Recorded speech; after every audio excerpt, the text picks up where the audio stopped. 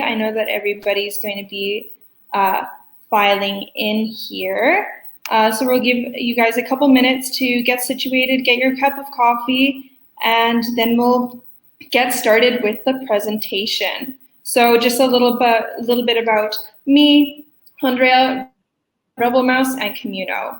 My name is Rowan. I'm on the Communo team here.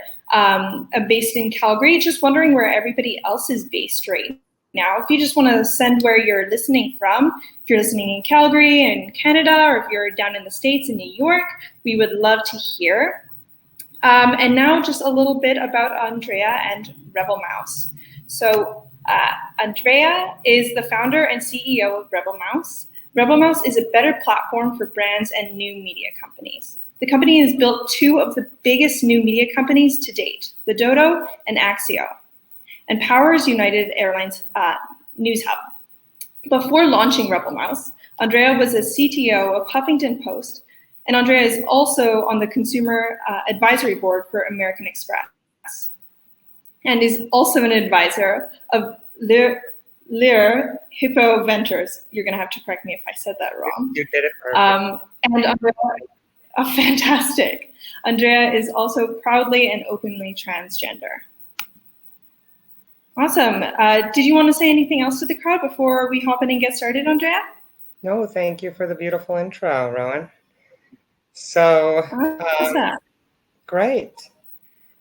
So what the talk is about today is about what I'm very passionate about in life, what I love in my career, and what I've chased since I was a teenager is these.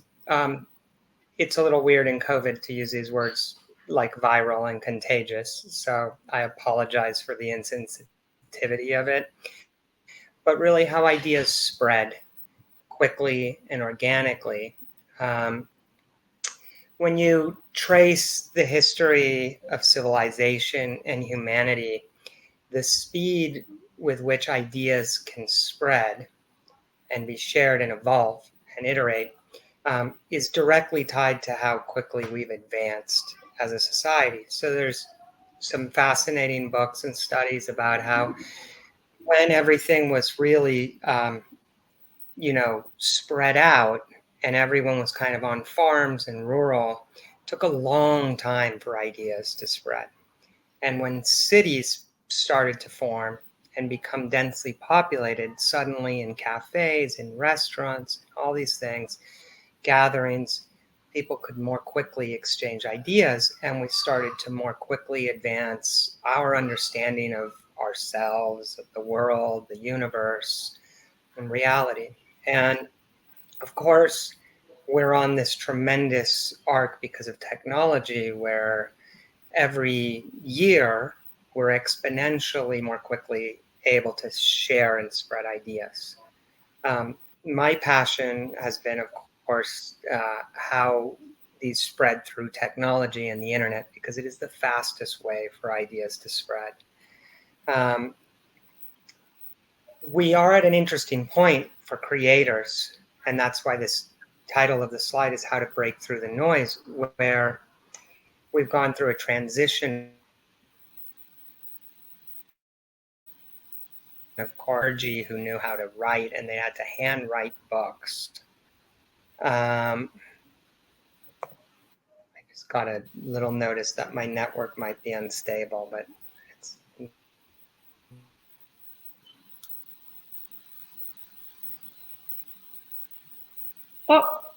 I think Andrea's just... Of course.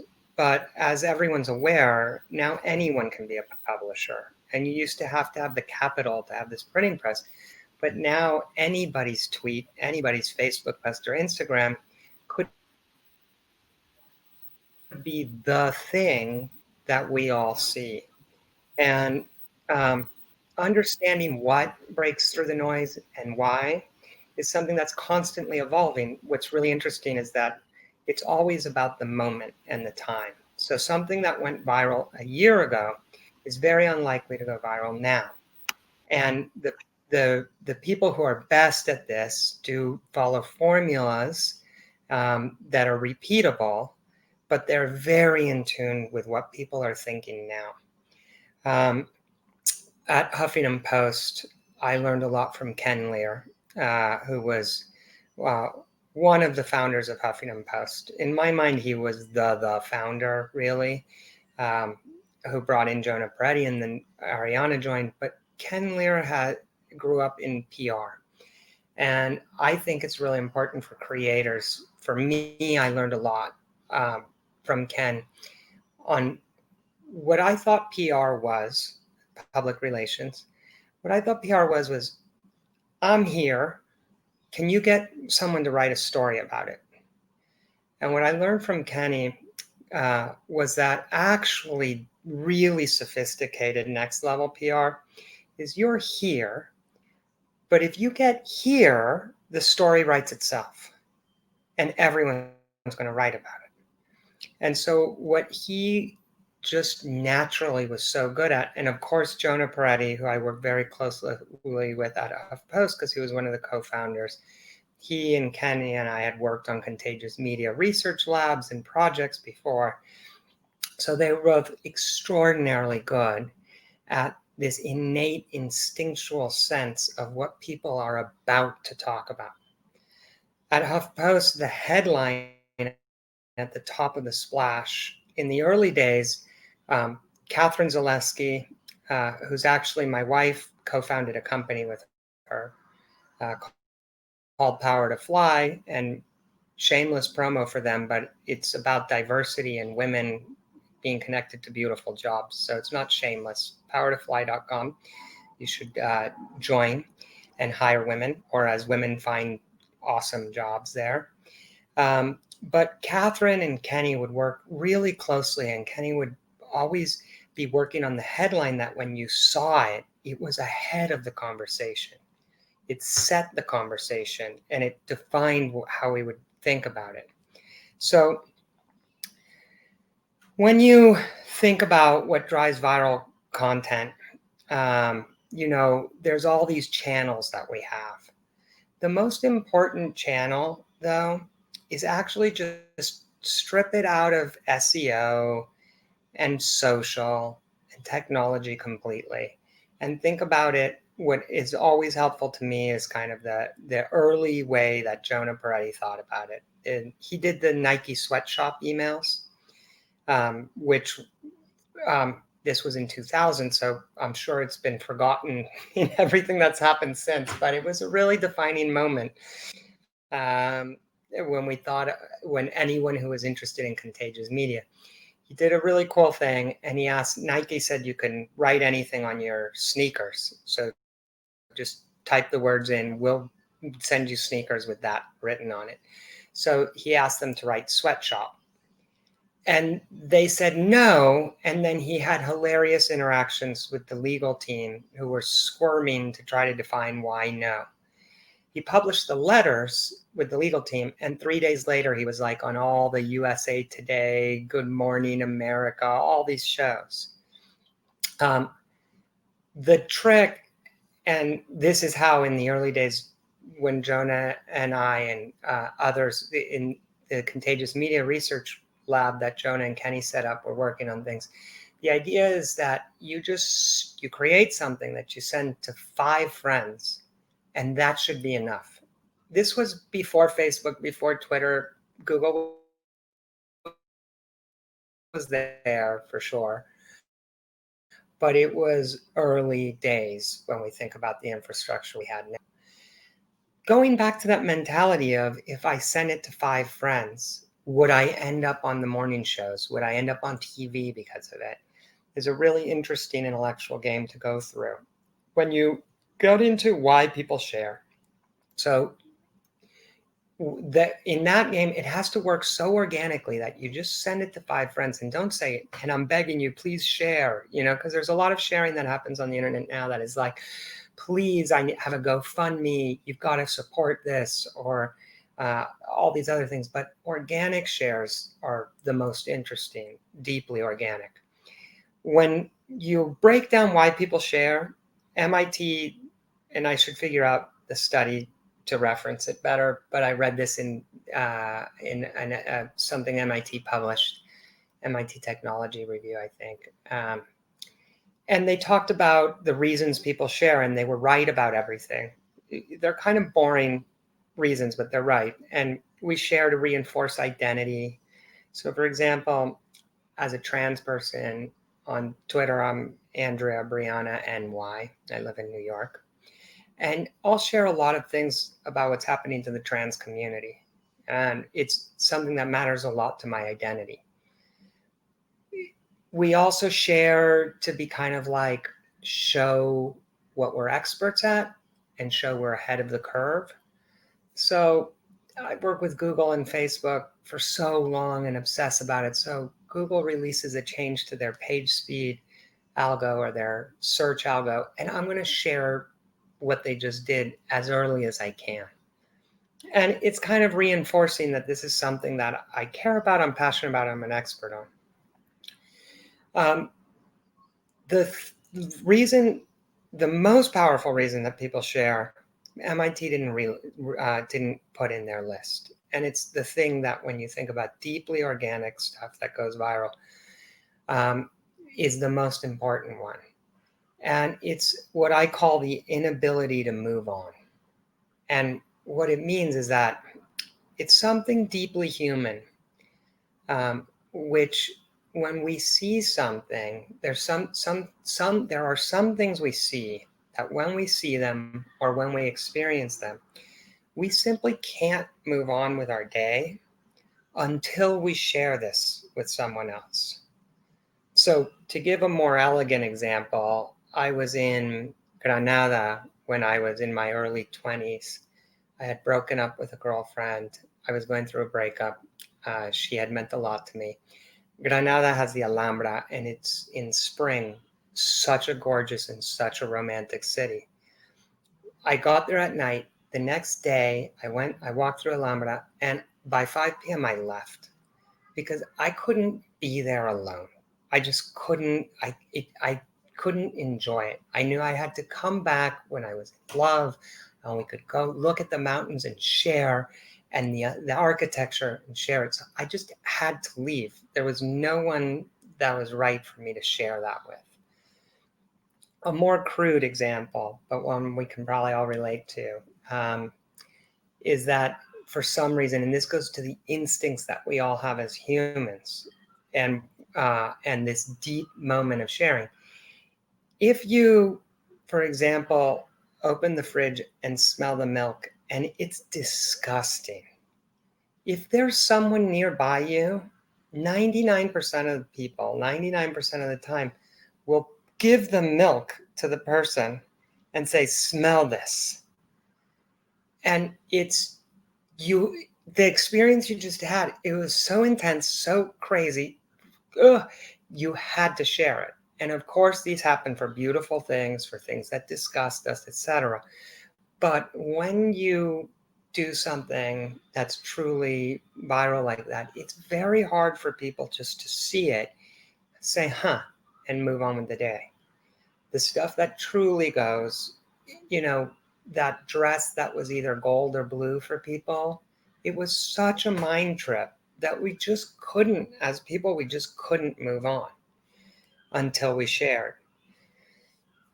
When those things happen, what I found, I did a project where I met Jonah Peretti, and this project for me is the easiest way to explain these quadrants of virality. I did a project for when I met Jonah. It was my last year of ITP, which is at NYU, and it's like Media Lab. It always ranks second to Media Lab, but what I love is that it's in an art school at Tisch, NYU's Tisch School of the Arts. It's a technology school in an art school, and the last semester, in the last minute, Jonah Peretti was put on the list as a professor teaching a class called Contagious Media.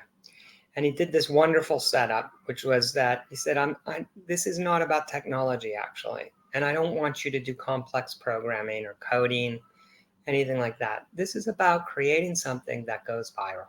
And I got from my friend Alex Reppin, who did data centers, this was pre-AWS, I got free hosting So I'm just going to grade you on how many people see it. And you're all going to just try to create something that goes viral. Awesome setup. And he began to set up the formula that has become BuzzFeed of how you take this systematic way of thinking of an idea and turn it into something that has a high likelihood of being shared. For that class, I did a project called the Dog Island with Amit Savion. And what it's an easy way to describe these quadrants of virality. The maybe this isn't the best graph to describe it. It's visual, so you can kind of see. But the idea is at the top of it, it's like one of these quadrants, right? So at the top is love, at the bottom is hate, on the right is belief, and on the left is disbelief. So Dog Island, when we launched it, the idea is that we made it like look really slick, like a resort site. We modeled it off of Vale's resort site or Breckenridge or one of the like really expensive. And we said it was an island where you could live free. You can send your dog to live free forever. And we had a lot of fun stuff in it of like pictures of dogs moving to the island. And we had a lot of like playing with, that your dog would always live there. It was free forever now. So when you get to describe it, the quadrants of virality, there were a lot of people who loved the island and believed it was real. We had a little form to submit your dog, and we got thousands of dogs. The photo, thank God we didn't get the dogs. We never gave an address to get dogs, but photos with heartfelt stories on why they believe this was the right place for their dog to live their life. And just literally thousands. Some of them were sad, like elderly people worrying about where the dog would be when they died. Those were a little bit like unexpected, heartbreaking stories. But the majority were just people who were like, I know my dog would be happier there, and I know I'm going to miss my dog, but I think it's right for them. There were people who hated the island. With all of their heart, they hated the island, and they believed it was real. We did a lot to encourage it. It was a research project, and we were in grad school, and we were playing with things. So we registered DNS to Han Fei and Zhao Min, who, when you Google them, own a dog meat factory in Korea. And so a lot of people were freaking out. We had a lot in the FAQs, like, my dog is little and yippy and aggressive with bigger dogs, and will it be safe? We had like really horrible answers like, well, some dogs like that are killed on the island very quickly, but that's okay because it's natural. So people would freak out. Tons of petitions were started to stop Dog Island. And some people seem to dedicate their life to it.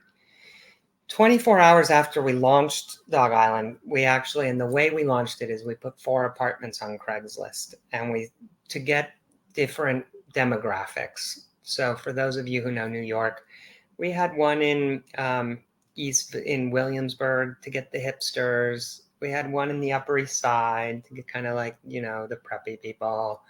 Had one in Brooklyn, one in Soho, artist style. Beautiful apartments. What a deal. Believable, but what a deal. And then before you could see the apartment, they lead you to a GeoCities page where it was really clear, huge fonts and dancing kittens. If anyone remembers GeoCities, we really did that page up. And the idea was that you could to see there we said, if you want to see the apartment, 1, you have to have a dog. 2, you have to bring the dog to the interview. And 3, if you choose to take the apartment, your dog has to go to Dog Island with a link to the island. That's how we released it, just putting 4 Craigslist pieces up. Within 48 hours, CNN, the New York Times, and 20 global newspapers had either covered the story about Dog Island. A lot of international papers put it on the front page, showing Americans are crazy. Look what's happening. That's crazy in America. New York Times and CNN said they wanted to send reporters to the island. When can they visit? And we got an email like by hour 20 from Craig at Craigslist saying, I don't know what you guys are doing. I don't know what this is, but it's all I've done for the last 18 hours is try to figure it out. Because it hit these quadrants really strongly. So there were people who, again, were complaining to Craig, you got to take this down. People who were defending it, this is amazing. And then you had the people who knew it wasn't real. And so, the people who didn't know it was real but thought it was amazing and loved it were the easiest for us to relate to because it was kind of fun. And they were like, oh my God, you got to see Dog Island. And they would send it to everyone they knew. What I didn't expect, and in a large part, this is for those of you working with brands, this is the most important part to struggle with. So there were people who knew that Dog Island wasn't real. And they hated it really deeply. I have 4 sisters, and one sister was super mad at me for the project. A friend at grad school came up to me and said, hey, you got to take it down. I was like, but why? We're having so much fun. And he said, my wife can't sleep at night. You've made her feel so guilty about the way we have a dog. So,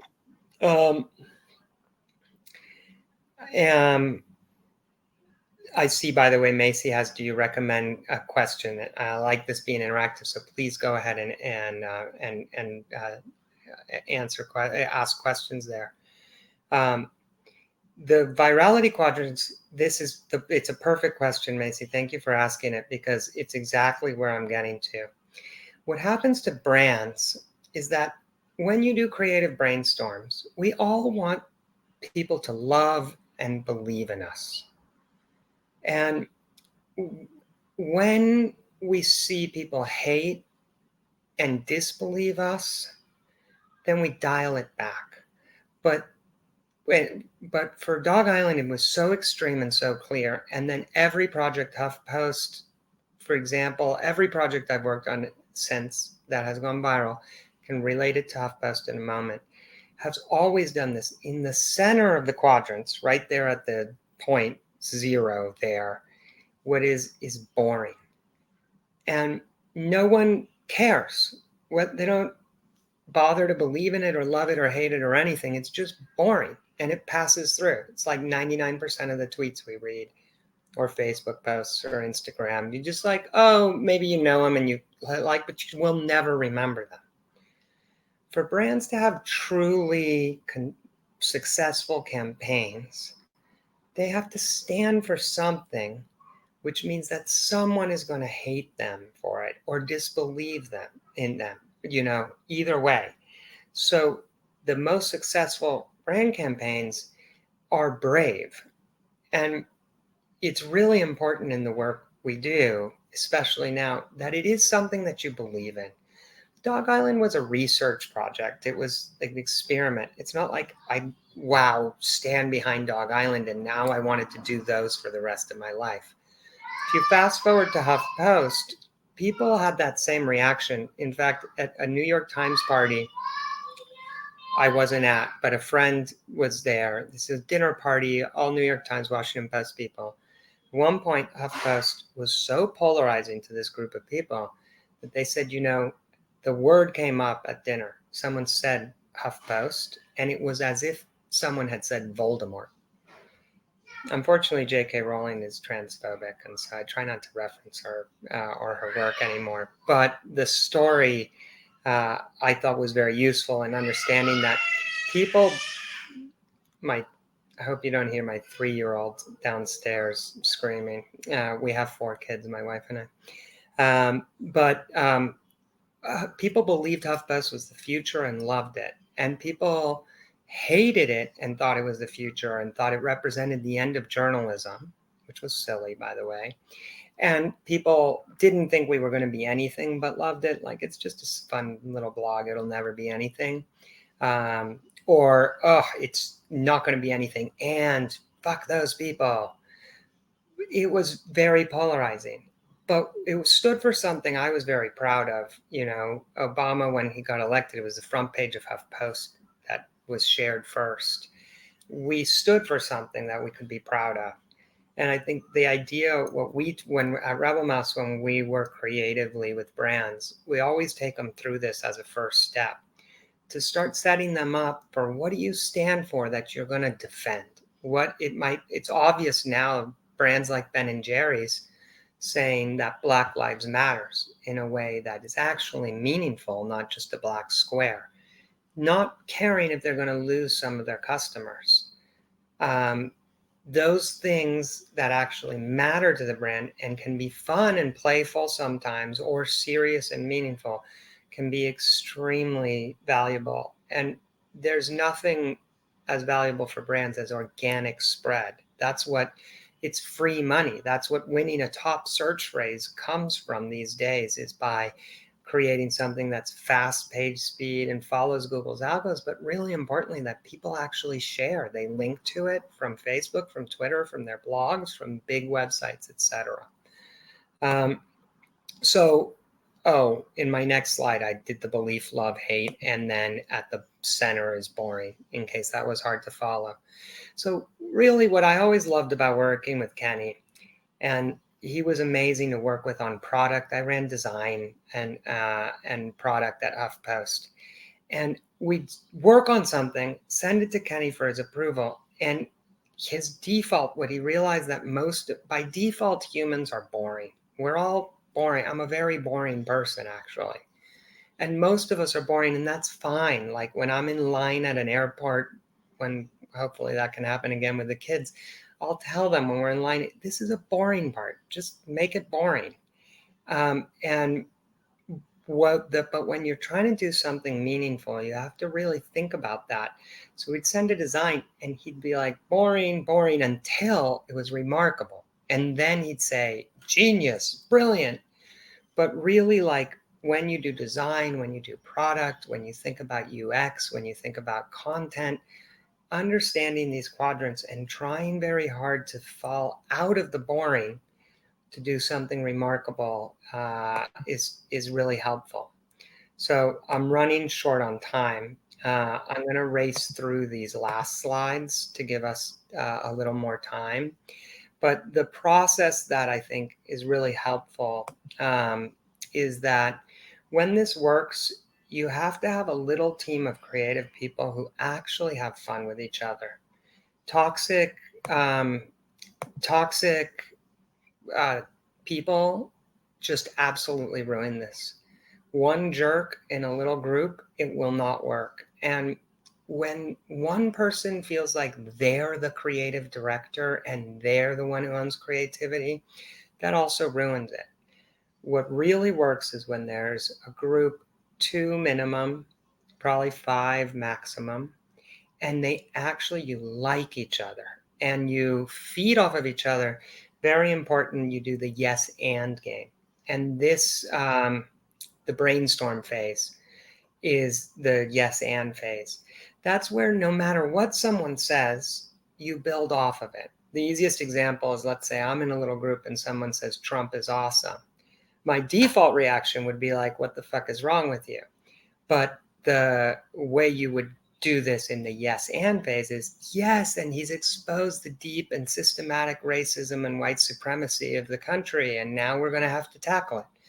You try to do it in a sincere, not sarcastic way that you're actually building off each other's ideas. It's really easy sometimes when you're thinking about your own idea to hear someone else's idea and minimize what they meant. It's really cool when you work in a group that takes the idea and elevates it. And that brainstorm phase is so important. You do have to go through a critic mode. In Jonah's class, he brought in halfway through the class, he brought in all these people, really awesome experts in their different fields, and we presented to them so that they could give an honest reaction. When you have critic mode stuff, it's about an honest reaction. Does this work? Is it funny? Would I share it? Is it meaningful? You have to not be defensive then. You have to listen to the critic mode. And then you have to respond to it. it's almost never that the first pass leads to it. It's almost always that you start on something. So for example, Dog Island, we began with dirt design, and we did a really ugly page for it intentionally. And it wasn't that funny until it looked like someone had invested millions and had bought an island. And it had to look pro before it got funny and interesting.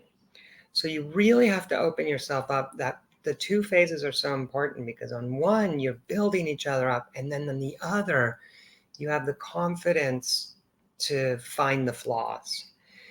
Then you build the alpha, which is like fast, creative, focus. That's the invite the heavyweights. Then build the betas, redo everything.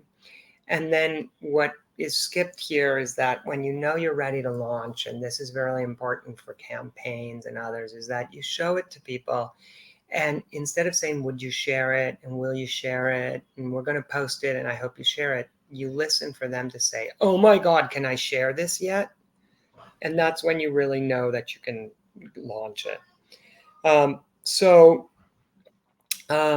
I think that leaves, Rowan, time for, these are just repeating a lot of these things. So I think it leaves time for Q&A and other questions. I can definitely talk a little more on this organic phase. Well, I'll do 2 more minutes. Okay. When you want to Sounds understand Facebook, okay, thank you. I just understanding Facebook and how to go viral.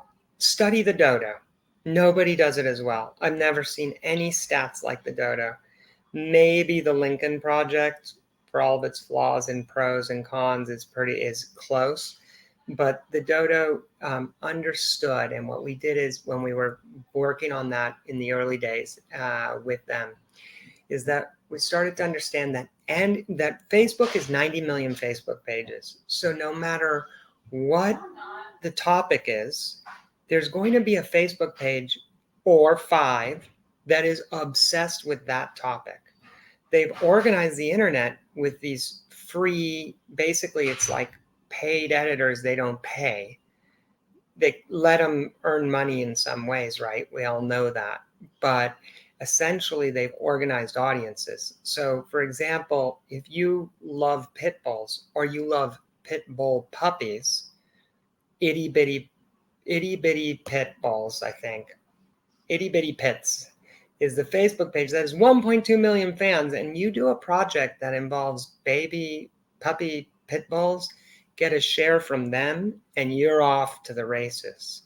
So this is more sophisticated than just sending to 5 friends. When you really understand Facebook, it's finding the page that, or the 5 pages that have the hundreds of thousands or millions of people who are obsessed with this topic. And that's the next level of spread. When we look at the stats on things that spread, when Jonah and I and groups of people were working on it in pre-Facebook in 2000 to 2010, before Facebook had gained scale and social, the number of people seeing these things was tiny compared to what happens now. And it's really this sending, this understanding of the ecosystem of Facebook pages and how to get it in front of an admin of those pages. Some of them are professional and that's their life, but like Itty Bitty Pit Bulls, that page is run by 2 lawyers. Their day job is fine, but they come home and that's their passion. They're not trying to make money from it. They're just trying to make people realize that pit bulls are awesome. And so there's something for that. There's a Facebook page for whatever you're working on. And then for SEO, really, Google has a huge battle now, because Facebook and Instagram and Snapchat and Twitter have all built experiences that are so fast, so easy to use. And the open web is this tangle of broken stuff with too many pop-ups and terrible slow speeds. So Google's core business is at threat. Why would we go to Google and search for stuff that leads to horrible things and horrible experiences? So they're pushing the open web. Their page speed scores are extremely mean. It's very hard to get green scores, because unless they push the open web to give the fastest results, they'll lose that core business. So for those of you working on search, you have to understand all this stuff about why and how people share, and then you need to pull off the technical aspect of making the pages super fast. Okay, Rowan, then I will pause here.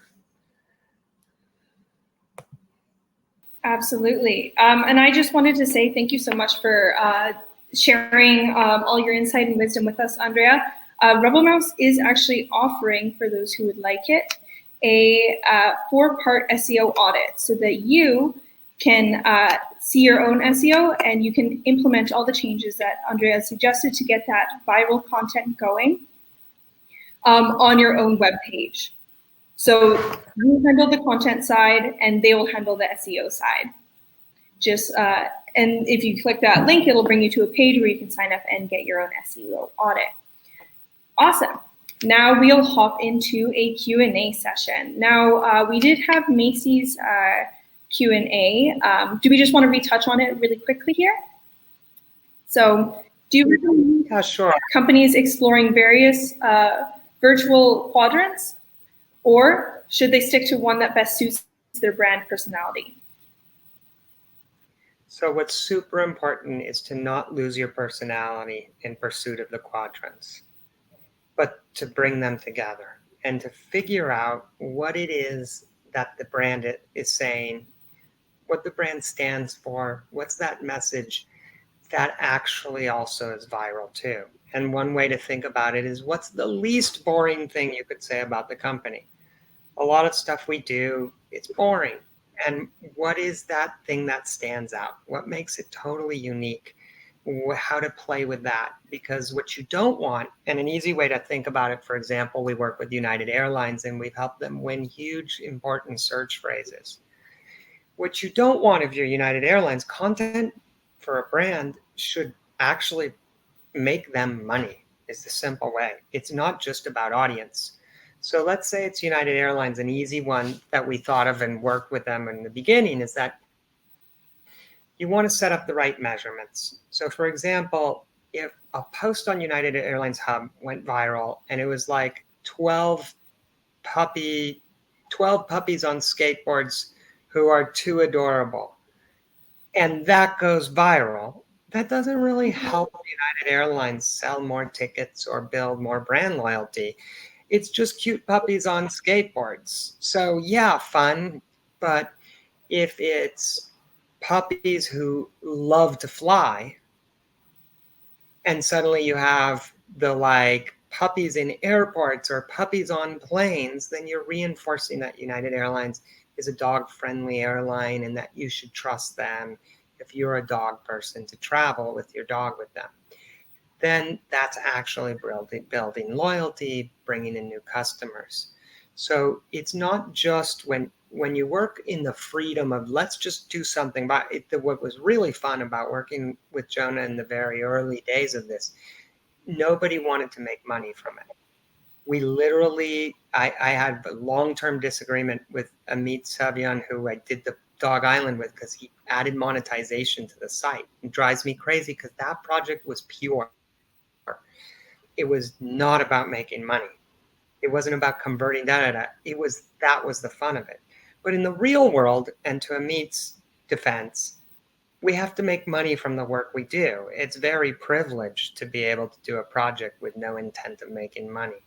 So having the measurements in place to be able to say this content didn't just get shared a lot, but when people clicked to the website, they added their mileage number or they led to a purchase of a ticket, whatever that is, that's where it gets harder. And yes, it's likely to get less viral when that happens, but it doesn't mean it strips all the virality from it. So United Airlines has had some really beautifully viral projects that we've worked with them on that have reinforced their brand. And it could have gone again, like the 12 puppies on skateboards thing might be like reach 5 million people organically.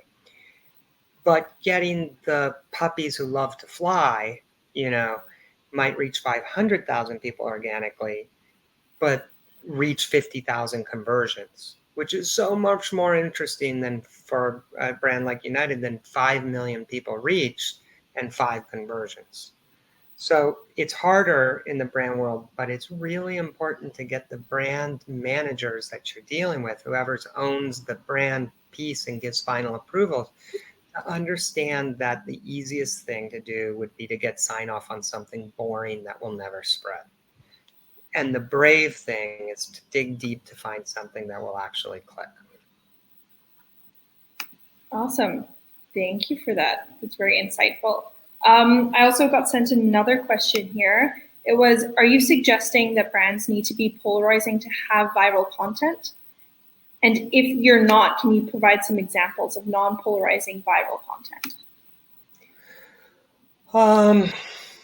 I do think that it's very hard to be super interesting to people without being polarizing. So it's not that your goal is to go be polarizing. The goal isn't to go and create hate and create controversy. The goal is to do something you believe in so much that when someone says, but some people are going to hate that. I mean, it's easy for me as a transgender person. I hid who I was I knew I was trans since I was little because I knew the reaction that people would have. And I knew some people would be positive. I hoped some people would be positive, but I knew for a fact that a lot of people would be super negative towards me for it. And perhaps that's why this topic has mattered so much to me in my life, is underneath it, I've always known. I came out of the closet about 3 years ago, and I lived most of my life in fear of being discovered. I think that's the thing that you want to look for, is the stuff that's truly you, that's truly the brand, and that you want to stand by, even if some people, and when I came out of the closet, just even to go to the grocery store, I'll get a hateful look, look of disgust. I've gotten horrific DMs on messages on LinkedIn, on Twitter. It's finding something that the brand that you believe in, that you know is you, enough to stand on and stand for. So at HuffPost, yeah, conservative people who love Bush hated HuffPost. Loved Brie Larson, right, is the one who did Captain Marvel, America. I'm terrible with these names, but he was on a panel, and there were these broken males who were like, but that wasn't entertaining for me, like that. And she's like, I didn't make it for you. We made it for girls. And I think, the closest, there's things you'll find that just, for example, like the Ben and Jerry's campaign, in a filter bubble, you might think on Black Lives Matter that everyone loved it. But if you're a white supremacist, neo-Nazi, all these like super Trump supporters, then you hate them and they don't care. And that's what you really want to find, is you don't set out to have people hate you. You don't set out to find controversy. You set out to find that thing that is truly the brand's position, what truly makes them remarkable, even if people fight against it, even if you're going to lose customers for it.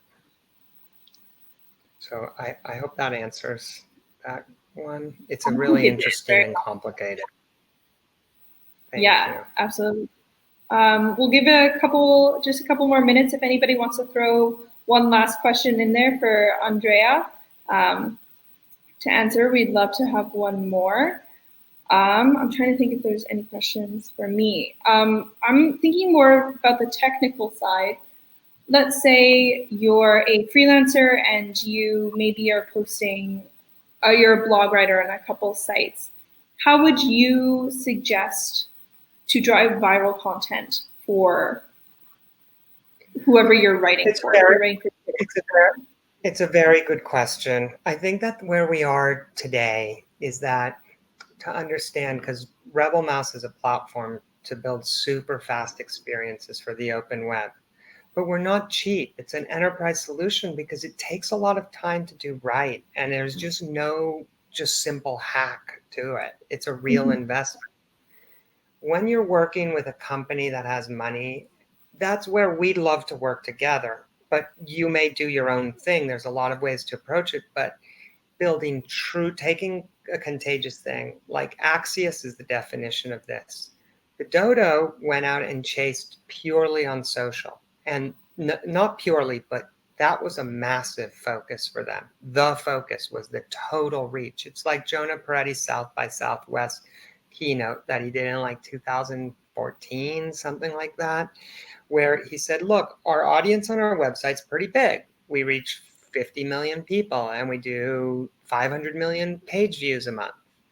But then he did the dots growing and growing, where it's like, okay, now, and here's how many fans we have on Facebook. Now our total reach on Facebook was like 500 million people. And their total impressions were like 5 billion impressions.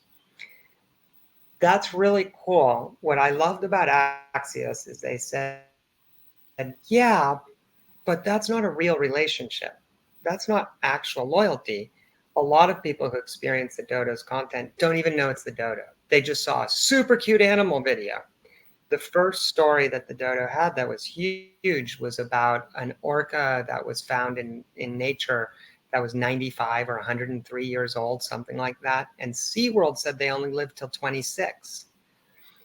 Well, as I talked about the story in the first year or two of RebelMouse, a lot of people had read that story and only 1% of them knew it was the Dodo's story. So what Axios did is said, we want to build something that people come back to on purpose. And at HuffPost, we had that. We had a front page that was truly loyal. People would come back to it on purpose. Axios has created that. We've done this for a lot of media companies and brands too, following a pattern of social UX for media, which is take all the fast things, the right experience, which Facebook, Twitter, Instagram, Snapchat have all figured out, and build the website like that. It's expensive though. It's real projects. It takes real, like you have to have insanely fast response time and everything. Those are the projects we focus on at RebelMouse, and we really move the needle. If you're a freelancer working with a small budget, then you want to take the Dodo route, because the website is almost certainly going to just be annoying, distracting, extra work. Instead, you want to do, instead of a blog post, you want to do a tweet thread. You want to translate your thoughts into a 45-second video that you post on social. That's what's pretty much free to do. And when at HuffPost, the thing that led to the Dodo and led to BuzzFeed Video, which Zay Frank led, and he's a genius, was the concept that maybe websites won't be necessary for media companies to reach massive audiences. There's a huge problem to it, which you can see BuzzFeed struggling with, and many media companies, is that if you follow that path, the company that owns the relationship with the audience is Facebook, and you're their bitch, and they change the rules on you, and you're screwed. Monetization rules, reach rules, they close off. Oh my God, it's a nightmare. And that's why BuzzFeed hasn't gone public yet.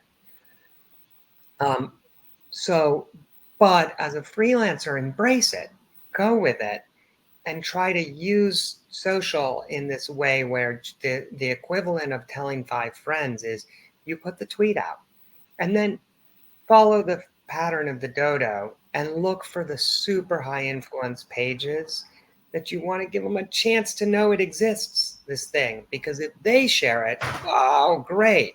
But then really listen to the feedback, because if you do a thing about pit bulls and the itty bitty pit bulls page shares it, but it doesn't go viral on their page, then back to the drawing board. It's not working yet. And that's where you really learn to iterate back and forth. Awesome. Well, that was great. It doesn't look like we have any more questions, so I'm gonna wrap up the webinar here, but I wanted to say thank you both from me and Communo for being here today, Andrea, and sharing all your awesome wisdom about how content can go viral and all your experiences with it. Thank you for having me. Happy Tuesday, everybody. Bye. Bye.